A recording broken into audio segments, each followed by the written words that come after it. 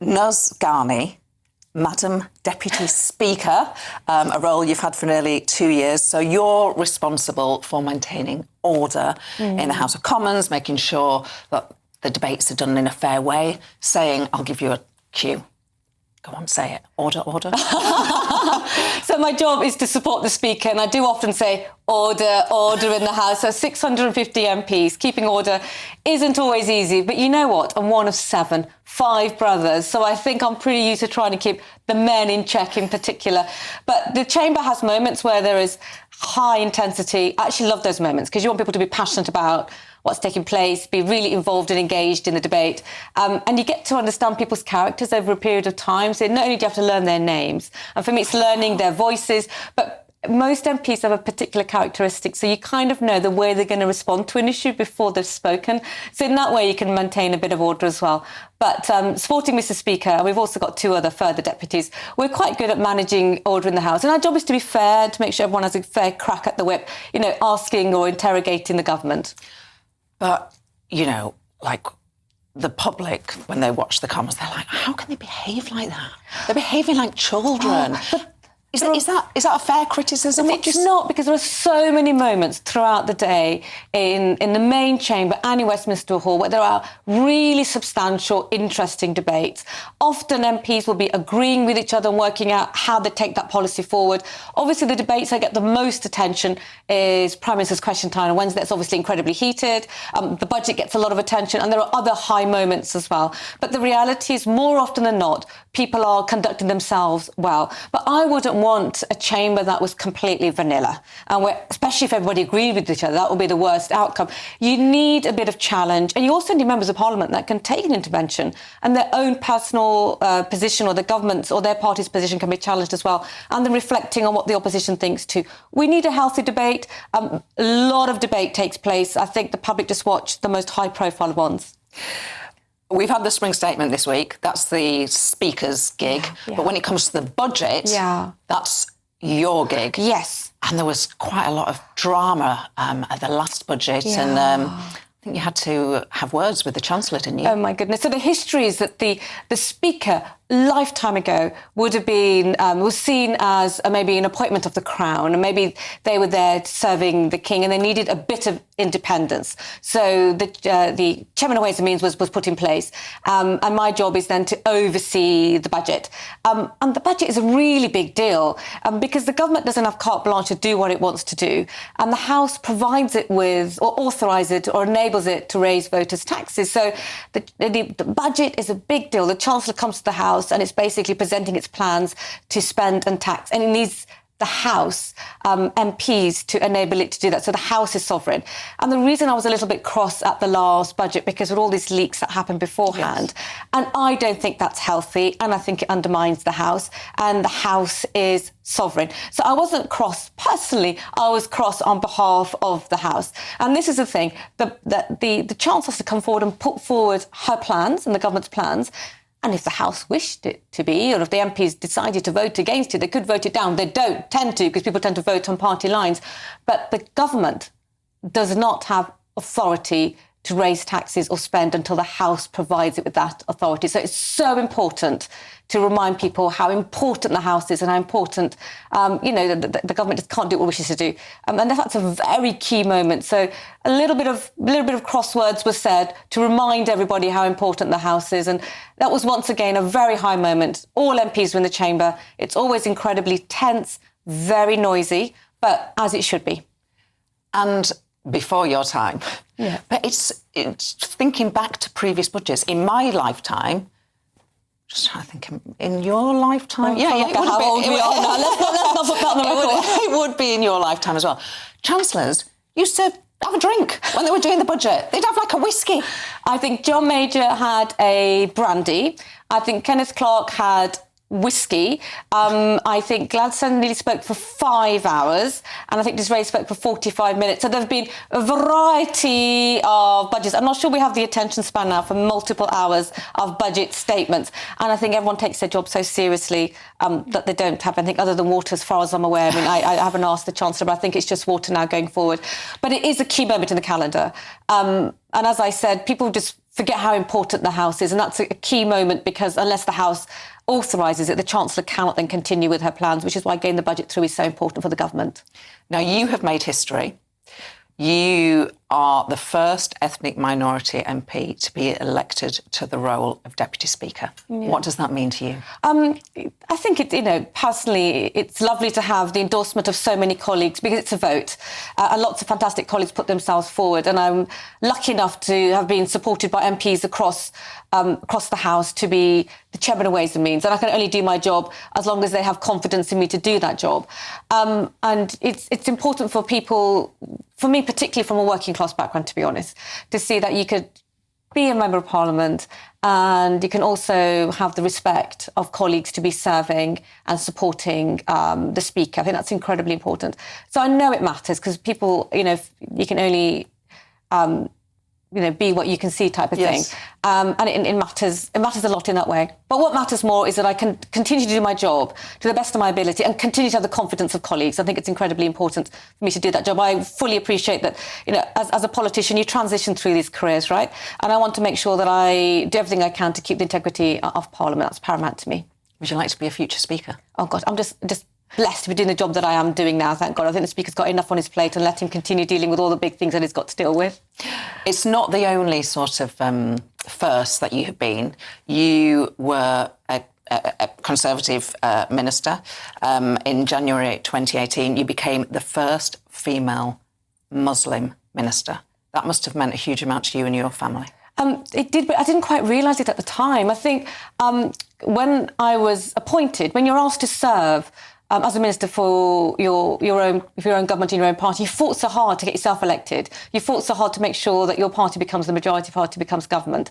And then to be a part of that team is huge, right? And also when you're appointed, at the time it was the late Majesty the Queen, you're appointed on behalf of the Queen. And so you're a part of this massive team and you want to do the best job to your ability. And when I was appointed, there were very few days before I had to be at the dispatch box and speak as a minister. That's the front bench. That's the front bench thing. And I haven't actually talked about this before, but I've got a vibe about me at work, at Parliament, where everyone, I'm pretty relaxed. Everyone probably thinks everything comes easy. It doesn't. I just work incredibly hard behind the scenes. And I think I was at the dispatch box maybe at 9:30 or 10:30 in the morning. I can't remember. But I don't think I slept a wink. I spent all night preparing my folder. I didn't have the confidence to reach out to other friends and say, I'm nervous, I'm scared. I was too anxious to let everybody know. And I remember standing at that dispatch box, hearing my voice for the first time, being so nervous, and thinking, how am I going to get through the next hour without fluffing my lines or saying the wrong thing? And I didn't stop and think that this was a moment that history was being made until I'd left the chamber and breathed, and colleagues kept forward and said there was all this sort of stuff on Twitter and all this stuff in the media. So it mattered to me and my family, but I think the bigger thing was to play a moment in my party and my governments, and also then my country to serve as a minister. But the crazy thing is, I didn't even notice until the day had been done, because I could barely sleep. So I was so anxious about being at the dispatch box, because hearing your voice for the first time is such a big deal. But none of us want to give that bit away, because you want to come across super confident the whole time. So you kind of suck it up a little bit. That'll come as comfort to the new ministers, I'm sure. Now, you lost your job in 2020. And in January 2022, you gave an interview and you said that when you were removed from your position, you were told that your Muslimness was an issue. Now, the Chief Whip at the time, he disputed that. I guess rather than going over that, I want to ask you if you think there is anti-Muslim prejudice in politics. Well, that happened to me. And the reality is that you can lose your job in politics for multiple reasons, right? I never expected to be told that my faith was an issue. It's not something that I've got wonderful colleagues in my party. It came as a huge surprise. And then what unfolded was completely unnecessary. And I wouldn't want anyone else to go through that again. So for me, it was important that I challenged it. But the reality is, I feel that if I constantly have to comment on it, it ends up defining me. And fundamentally, it should be defining the people, the protagonists, who used their power at the time to try and diminish who I am. So, and the reality also is that I am still here. and I have continued with my career. There's also, you know this as well, having, been a member of Parliament, there is a saying, no good deed goes unpunished in politics. For me, what happened was so abhorrent. I did not want it to happen to another colleague ever again. And because I took a stand, I'm hoping that it won't. I also don't think it was just about my faith. I think there's an element of misogyny involved, and an element that there was a complete power imbalance. But I wasn't going to let it pass. It's now done, and the protagonists should be explaining their actions, and we should leave it there. I think the real challenge that we have in politics is, how do we incentivise people to do the right thing? And how do we ensure when people do the right thing that they aren't admonished for doing that as well? And, if people are... And I think the biggest challenge that we have in politics is providing the space for women and then working class people to come forward. Absolutely. Because we don't naturally have those networks and power bases when we get to Parliament. So we're working as individuals, and then you're so busy in your constituency, you hang out with your MPs closest to you regionally, or the MPs that you campaign with, but we're not linked into those other power networks. No, should we be? And I think that is a big challenge, and politics still needs to be cleaned up on that front, I think. Gosh, yeah. How do you do it? I mean, I just looked at social media just to see what people say about you. And, some people are very nice about you, but there's absolute racism on there. There's absolutely questions about whether you, as a Muslim person, should even be in our chamber. I mean, it's quite disgusting what I've just read before we sat down. Well, that was the budget experience. But I think I've been an MP since 2015. And when you are a Conservative Member of Parliament, especially if you're a female Conservative Member of Parliament, I always expected a little bit of pushback. It's like, and politics is pretty brutal. And that was fun. What I didn't expect to be so much commentary about my heritage, my faith, or my race. But I suppose I've got a thick skin over the years. And just this week, I was at an event where we had 2,000 young people studying politics at A-level, came and asking questions of different types of MPs. And then a young chap called Darren said he'd seen my Twitter, seen people commenting about me on Twitter, and a lot of that was abusive about me being a female and not being white Brit, as it were. And he said so he doesn't want to enter the space. And I think that's the worst thing that can happen. So my job is to continue going forward and ensuring that more people that think that Parliament and the Green Benches and SW1 isn't for them is saying it is for you. And there are so many of us here that will be super supportive once you get here. But if we vacate that space, we'll have people representing us and our views and our ambitions that have no shared experiences with us. And for me, fundamentally, that is somebody that, even though I am a Sussex MP, I'm also a Brummie. I grew up in Birmingham, in a very working class area where people's opportunities were incredibly limited. And I want to make sure that those people are fully represented so their ambitions can be understood by government and those policies can relate to their lives as well. We can't vacate the space, and we're all here on merit. And people like myself who have to just have a huge amount of resilience, we're not going to be pushed out to make space for people that are undeserving. Very well put. Thank you so much. Final question. And this is a constituency question either. This is where sort of government policy meets constituency tension. So Shabana Mahmood wants to get people out of expensive asylum hotels and she wants to put them into disused military sites. There is one in Crowborough in your constituency. The Home Office wants to scale that up to house 500 male asylum seekers. That's caused some concern in your constituency. What do you do about it? What choice does she have? Well, a couple of things there. First and foremost, my primary job is to be the Member of Parliament for Sussex Field.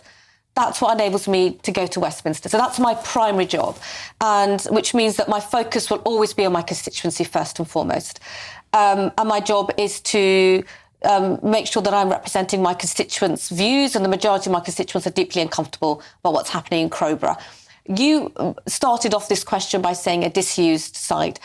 it's not a disused site. So the Crowborough training camp, unlike many other sites in the UK that are disused sites, was not it was fully functioning. It took care of my army cadets and my RAF cadets. 6,000 kids trained there every year. It was also a training space for the police and a training space for the fire brigade. And so it was a fully functioning asset and had, it was used by the cadets, as I said, and everybody else in the southeast. So it was not an unused site. So my constituency, which includes Crowborough, they're just very much like me. We don't ask much of government. We just get our head down, we get on with our lives. We don't want a huge amount of government interference. We don't ask a huge amount. But what we do ask for, if decisions are being made for our community, an explanation.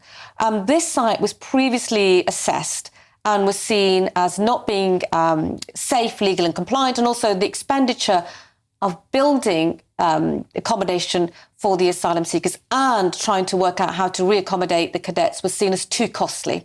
So all we are asking, quite simply, of the Home Office and the Wilton District Council is, how is this site now safe, legal and compliant? Show us the assessment. And also the people that have been moved off the site, how we're going to take care of them going forward. None of that has been forthcoming. And I don't think it's appropriate for any constituent or constituency to be told, this is, they're there, let us crack on with this, but we don't have to share the evidence. I also challenged the Home Office. I asked them directly, housing asylum seekers in Crowborough, because you have to build accommodation, is it going to be cheaper than putting them in hotels? The answer is no. So I'm not sure who is winning here, to be honest. Ghani. Madam Deputy Speaker, thank you very much. Thank you.